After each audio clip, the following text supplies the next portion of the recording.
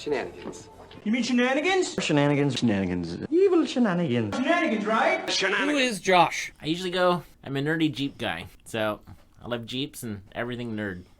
That's how I met him. I actually sold him a Wrangler a few years back. And we hung out and talked for like 2-3 hours. Just BSing for a while. And then it seemed like we had a whole bunch in common. So we started hanging out and going. He showed me some Jeep spots. Actually, like on our second test drive of the Jeep, Shannon was like, hey, do you guys want to meet my wife? You should meet my wife. She loves, when I bring home strangers. Yeah, she does not. But it was fun anyways. Jen's one of those types of people that doesn't like when people just show up unannounced because she doesn't feel like she's prepared. So it was fun to do to her. But yeah, we started hanging out, and we've gone all sorts of places to do Jeep stuff. We have a swimming hole that we used to go to all the time, and just over the years now, just been hanging out. So he's got some pretty cool things that he's into. He's a real nerdy comic book type of guy. And first time I went to his house, I could not believe he almost had like a comic book store in one of his rooms. It was amazing. So I asked him to go ahead and bring some comics and stuff today to talk about. So it's Nerd Day here on Shenanigans Podcast with Josh. So I've actually posted pictures of my stuff a bunch of times online, and everyone that asks if it's a store is like, no, it's just my personal collection. So right now at home, I'm pressing some comics for a friend of mine, and so like I can take a comic that was in like so-so condition or maybe good condition, and the whole goal is to make them better conditions. And then, so like this current comic, this is graded by CGC. Get it where it's not so glary. There you go. So right now it's a 9.8. When I bought it, it was graded 8.5. Right there. There you go. So, and the guy that I bought it from shipped it in a Tyvek envelope, so which has no protection for the comic in the mail. So when it showed up, the case was cracked. So I pulled the comic out of the case, pressed it, and brought it from a 8.5 to a 9.8. So like on this comic, it went from, like originally I bought it for $85, and now it goes for like $450 to $500. My God. So I bought a press for $100. It's just a G.I. Joe comic though. Yeah. And is G.I. Joe like that popular? Some is, some aren't. So like some are, the series ended in 95 or 94, and then a couple months later, this comic came out, and it's kind of rare. This is the first one I've ever owned of it, and so it just taken a expensive comic that was in not so good condition and making it in excellent condition, and it's worth a bunch of money. All I ever hear about is what Marvel and DC and all that stuff. That's the only real comics I ever knew anything about. Honestly, I didn't even know G.I. Joe did comics up until a few years back when I met you, to be honest. Well, this is actually made by Marvel. So Marvel has all kinds of titles. Oh, I didn't know that. So the Marvel comics worth the most, or is it just the rarest comics are worth the most? Any comic, like, there's comics across all kinds of companies. So, like, if you go back to the old stuff, so Golden Age, it's like Action Comics #1. Oh, Action's the first one, right? Yeah. That was like that's the before Stan Lee. Yeah, that's like 1938, 36. So like the Supermans and stuff? Yeah, well, the really old stuff, like any of the really old stuff, can be a lot of money. Oh. So like Detective Comics #27, the first Batman, like that can if it's in a high enough condition, that can sell for over $1 million. $1 million for a comic? There's a lot of comics that are worth. So that seems like a lot of money. Amazing Fantasy 15 is the first Spider-Man. And there's one that keeps going around Facebook that shows up at the different comic book conventions, and it's graded 9.4, so almost as good as this. Its price tag at the comic book shows is $1.1 million. So you got to be a serious collector to want to do something like that, huh? Yes. Some of the there's actually famous people like Nicolas Cage. had a comic book collection that was worth in the millions of dollars. Jesus. There's a couple of band people, like people from rock bands, that have that open up comic book stores, and they invest their money in comic books. Well, I know like Kevin Smith and all those guys. That's like that's always been their thing. It seems like comic books and. Right. Well, that's also how Kevin Smith is famous because, well, other than being Silent Bob, he actually writes comic books. Oh, that's right. That's what he actually does a Blunt Man and Chronic comic book too, Right. doesn't he? But Like he's an also actual written, real one. But he's written like Daredevil stuff. He wrote for Daredevil? Pretty sure Daredevil, Spider-Man, different other things. So is that how he knew Stan Lee was from doing comic books? I mean, because I remember Mallrats, the second movie, right? And Stan Lee was in it. Right. So, I mean, so he was that much into the comic book thing to actually be rubbing elbows with Stan Lee at the time. Well, he's so much into comics that he named his daughter Harley. I know, Harley Quinn. I saw Yeah. her on the reboot. We talked about that last week, which made me cry. It was pretty touching again. I don't know how they do it. It seemed like a kind of a cheesy movie. I mean, they blatantly made the movie cheesy. I still cried. So I don't know. They're great at it. I like their stories. I don't know how we got to start, but he's been around movies and the comic book world for a long time. So Yeah, he's one of the original podcasters. I think one of the first podcasters was like Adam Carolla, and there's a couple other guys. Who else was there? I know Joe Rogan. I don't think he was. He was one of the originals, but he wasn't like one of the first. He was in the first like year or so. And there's Anthony Cumio from Opie and Anthony, and then of course Kevin Smith with a Smodcast. And these guys were like cutting edge, man. Before podcasts were anything, these guys were already sitting around bullshitting about stupid comic books and movies and what they think. It was moviepoopshoot.com is what they did.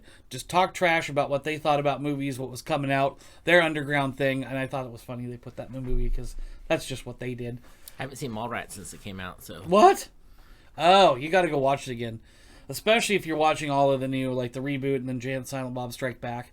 Because they revisit all the old characters. You know, Banky Edwards and Holden McNeil and all these, you know, old characters. I've never seen Dogma. What? There's actually a few other movies I haven't seen. Yeah, you're missing out, dude. Dogma's like one of my absolute favorites. That is such a great movie. There's too many good scenes in it, right? But Jay and Silent Bob, I think it's probably one of their best movies. You know, even over Jay and Silent Bob Strike Back and the reboot, because Dogma was awesome. Well, I also like Jay and Silent Bob, how they had cameos from like Carrie Fisher, Yeah, and Mark Hamill and yeah. stuff. Well, and all the way through, man. You watch this newest one, it's gonna blow your mind. One of these days I'll watch it. They got a lot of people. I did bring a second comic book. All right. So this is my favorite comic book of all time. It's another G.I. Joe comic. So this is G.I. Joe number 21. It's called The Silent Issue. So it's the first appearance of Storm Shadow. And there's actually no words written in it. It's just an action comic. Yeah, it's just him kicking everyone's butt. scenes. Yeah. Scarlet gets kidnapped. And Snake Eyes goes and rescues her. So this is another comic that I pressed.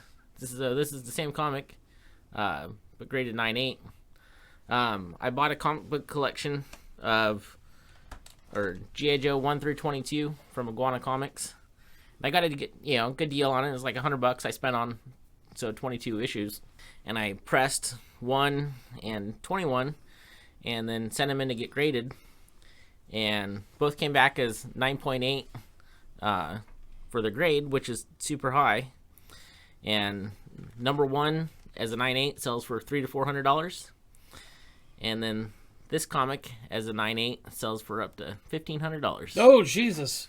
So taking, $50 book, press it, because it wasn't a 9.8 condition when I got it. But it's nice when you can take a comic book and press it and make it worth a lot more money. So literally, they did a comic with no words in it. Or is the villain say words, or is it just completely silent? Completely silent. Just action scenes. Yes. So then, what's the story behind? Was it Storm Shadow? So it's the Snake Eyes on the cover. Storm Shadow is a different character from like the Cobra side. Right. So, but yeah, he's the guy he's the opposite, basically, right? Or the I don't remember what the relationship was, but don't they know each other or something? Or are they from the same clan or something Well, they like do. that? So they actually have a So that's actually one of the revealing things on the last page. It shows that they each have a matching tattoo. Ah. And then, so they have the Rashkij, or however you say it, Ninja Clan tattoo, both on their right forearm. Right. And so you can see that they're actually, like... So they come from the same clan. Yeah. Possibly related. Well, they're not related because if you read the whole comics, they were in Vietnam together. Oh. And Snake Eyes got all messed up. So they've known each other for a while. So Storm Shadow is from Japan. Snake Eyes went and trained with him, but Snake Eyes was a blonde American. Gotcha. So he's like, with the new movie, they're making him be Asian, but he's not Asian. He's a blonde American. And so, like, Ray Park playing him in the first movies was a great cast because...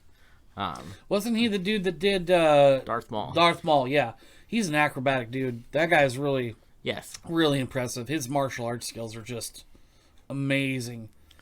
He also played... Wasn't he in Men in Black and a few others? He's been in a bunch of movies. Yeah. And he's super nimble in all of his movies. Yeah, well, and he's done a couple of movies, I think, that are, like, B-rated. You know, not quite as good as, Dolph Lundgren, but he's done a couple of B-rated movies. Like, I can't recall. I can see the picture of him in my head, but I can't remember the name of them. They're just action kung fu type movies, and he's pretty, like I said, he's pretty acrobatic. It's fun to watch him. But I think he played Snake Eyes in the first G.I. Joes, right? The first set, Yeah. that came out with Channing Tatum and all that. Yeah, I liked him in that. That was. He was excellent. Yeah, they should have left it at that. So you say they're going to change it? They're going to do a reboot again? So, Frickin' reboots. Social Justice Warriors are God. are happy because people that have never read G.I. Joe think that Snake Eyes is an Asian guy. He's not. And so they're all happy because the Snake Eyes part was stolen from, they had some white guy playing an Asian part, and nothing is stolen because, like, the guy that wrote G.I. Joe is Larry Hama, and he's Japanese American. And so, Japanese American guy, he was actually in the military, so he knows a lot of this stuff because, he was in the military himself. So he wrote the part as a white guy. Right. That went to Japan and trained. So, well, it was part of the story, so you can't go changing. And so he brings up a good point. These social justice warrior guys that just want to see the equality of outcome. Also, if they can't attack you for meritable things, they go directly after race, homophobic, sexism, all that. I did a thing last night talking about Joe Rogan got drugged through the mud because he said passingly that he would vote for probably Bernie Sanders. Okay? Regardless of what you think of Joe Rogan or Bernie Sanders, they just ripped him a new one. He's a great dude. There's nothing wrong with having a political affiliation or saying, "Hey, I had that guy on my show. I really like him. I like what he said." What's wrong with that? But no, he's a homophobe. He hates transgenders because he doesn't want to see a man beat up a woman in fights. It doesn't make any sense. But here they go. They're trying to change a story that was written, obviously, by a dude that has comic books worth over $1,500, which means that capitalism works. If they like it, they're going to pay a lot of money for it. They're going to store it. They're going to press them. They're going to get them graded.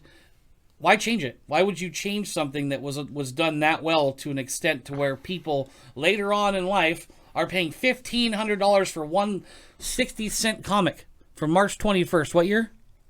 What year is this? 83. From 1983.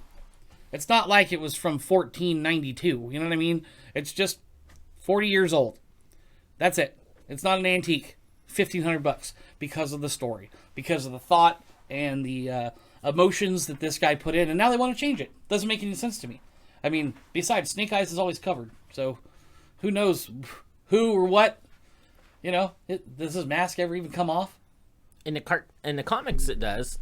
And it shows like a scarred, like he was in a helicopter crash and his face got burned and horribly scarred. So they show that, and people, like, anytime in the comics someone sees his face, they're like, ooh. Oh, I see. So he wears a mask all the time. Gotcha. Now he doesn't talk. What happened? Vocal cords get... Vocal cords messed up. Yeah. Gotcha. That makes sense too. But see, there we go. That's a great story. So now they want to go change it somehow so it'll kind of appease 8 people on Twitter. It's stupid. You mean shenanigans? Shenanigans. Evil shenanigans. Shenanigans, right? Shanagins.